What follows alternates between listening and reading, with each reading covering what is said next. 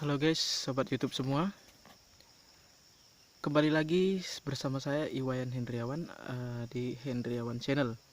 Nah, coba lihat di sini.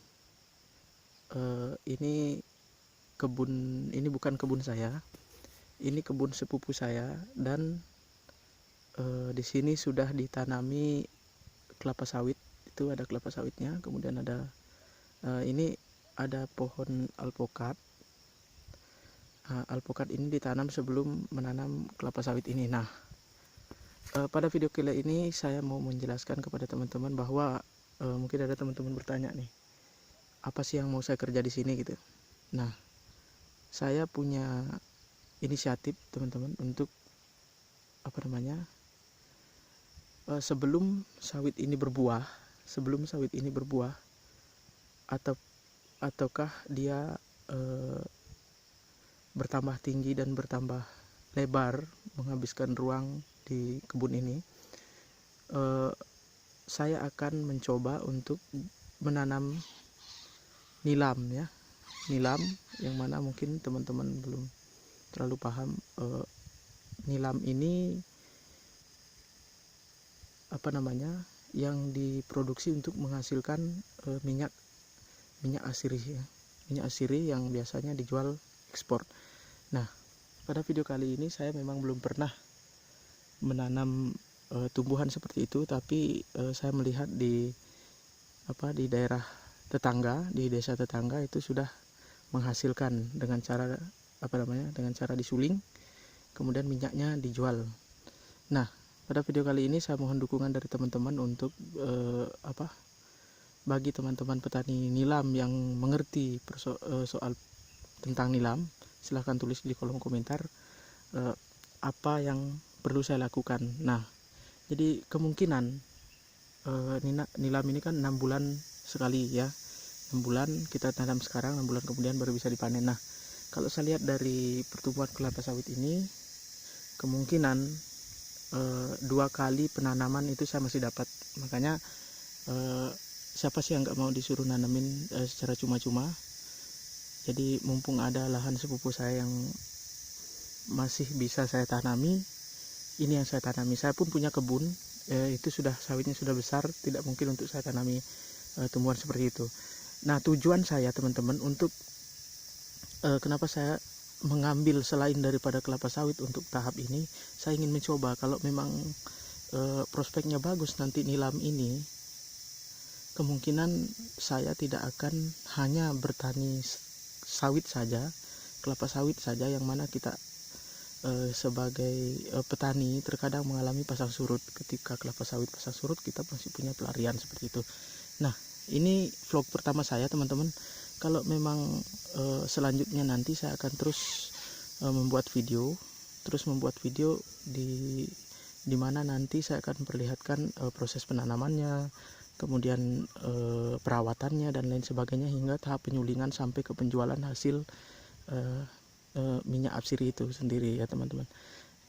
Nah, kalau saya lihat informasi dari YouTube petani minyak asiri yang lain, bukan hanya nilam yang bisa dijadikan sebagai minyak asiri, tetapi banyak lagi tumbuhan-tumbuhan di Indonesia yang tidak pernah kita pikirkan ternyata bisa menghasilkan minyak yang bisa dijual yang bisa dijual ekspor seperti itu teman-teman ya. Jadi nah, di sini kita bisa lihat di depan saya ini ada batu. Tanah ini ya mengandung batu ya teman-teman ya. Tidak seperti tanah gunung merah biasa. Di sini ada batunya. Saya tidak mengerti apakah akan tumbuh dengan subur tanaman yang akan saya tanam nantinya, ataukah seperti apa. Kita ikuti saja perkembangannya. Nah, untuk saya tidak akan sekali mengupload saja video ini teman-teman. Coba teman-teman klik tombol subscribe dan lonceng notifikasinya supaya ketika saya update video-video saya terbaru nantinya teman-teman bisa melihat perkembangannya. Kondisi tanah seperti ini mau ditumbuh mau enggak nilam itu tumbuh di sini seperti itu. Nah, Sebelumnya di desa saya teman-teman itu ada sih yang nanam, cuman belum terlalu banyak. Itu pun orang-orang yang sudah pernah melihat dan menghasilkan nilam itu seperti apa. Nah, di sebelah saya di sini ada sungai ya, sungai Anakan, sungai kecil dari gunung sini. Saya baru habis menyemprot tadi teman-teman. Saya baru habis menyemprot rumputnya. Nah, rumputnya di sini pun tidak terlalu besar karena kemarin sudah pernah disemprot gitu. Nah, di sini di desa saya itu tidak hanya memiliki lahan gunung, tidak hanya memiliki kebun yang berada di pegunungan, tetapi di sini ada daratan dan ada pun juga tanah gambut. Nah, silakan teman-teman klik tombol subscribe-nya. Nanti kemungkinan ketika nilam yang saya tanam di sini sudah tumbuh, kemudian saya akan membuat video lagi untuk penanaman di tanah gambut ya. Tapi itu belum saya kerja, belum saya bersihkan. Ketika nanti sudah bersih ataukah sementara pengerjaan pembersihan, saya akan buatkan videonya. Jadi silakan teman-teman tulis di kolom komentar bagi petani-petani yang sudah senior tentang minyak atsiri, tolong tolong berikan saya saran dan berikan saya ilmu, tolong berbagi ilmunya untuk bisa memajukan petani-petani yang ada di Indonesia ya, seperti itu. Ini luasnya kurang lebih hanya 50 meter persegi ya teman-teman. Jadi tidak cukup 1 hektar. Nah, tapi tidak ada salahnya untuk saya mencoba dulu. Setelah nanti kemudian prospeknya bagus ke depannya, kemungkinan ini pun saya akan kembangkan lagi. Jadi ini teman-teman ya, ini ada alpukatnya pun sudah berbuah, kemungkinan nantinya akan ditebang juga, karena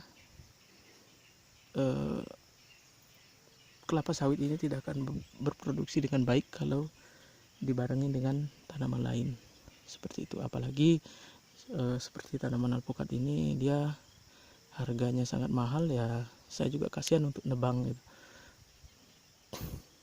Baik teman-teman, mungkin hanya itu vlog saya untuk kali ini. Jadi bagi teman-teman yang ingin bergabung di channel saya, silahkan klik tombol subscribe-nya. Teman-teman bisa bergabung secara gratis untuk mendapatkan video-video saya selanjutnya ya. Jadi jangan lupa tulis kolom komentar bagi yang ingin bertanya ataupun teman-teman petani yang sudah senior untuk memberikan saya saran dan masukan ya. Di sebelah saya teman-teman, di sini petani juga yang katanya sih kebun ini akan ditanamin jagung gitu ya, akan ditanami jagung. Ini sudah beberapa kali ditanami jagung, kemungkinan sudah ada mungkin sudah ada 4 kali penanaman, tapi sekarang akan ditanami lagi. Nah, berbeda dengan di sebelah yang saya kerja ini, kemungkinan bukan saya isi dengan jagung tapi dengan nilam gitu. Oke teman-teman, saya harap dukungan teman-teman untuk mengklik tombol subscribe. Selamat menyaksikan video saya selanjutnya, sampai jumpa.